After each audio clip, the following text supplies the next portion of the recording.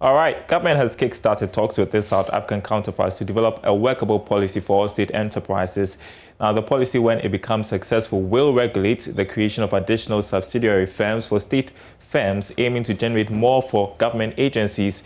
Chief Executive of the State Interest and Governance Authority, Stephen Asamoah-Boateng, told Joy Business that discussions are on course to ensure that the policy document is ready by next year. SOE is great, and indeed I had a chat with the Minister Gov't.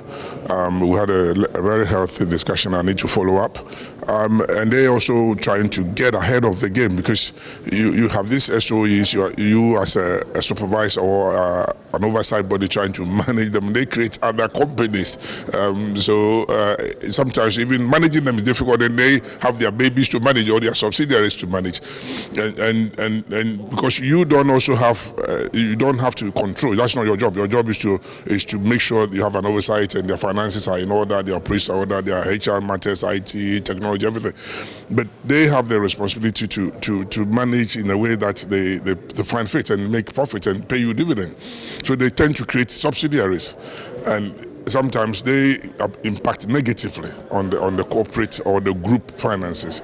And so it's becoming a very key subject around the globe, the world, that SOEs creating subsidiaries must have a policy framework that they work through. So you just don't wake up and then the board of directors immediately set up anything. If you're not careful, they might set up something, they put some money somewhere and you don't notice. But it's also working closely with them and the auditors so that we can capture everything. The policy is being developed. We should get around by talking to our partners in South Africa, in Singapore.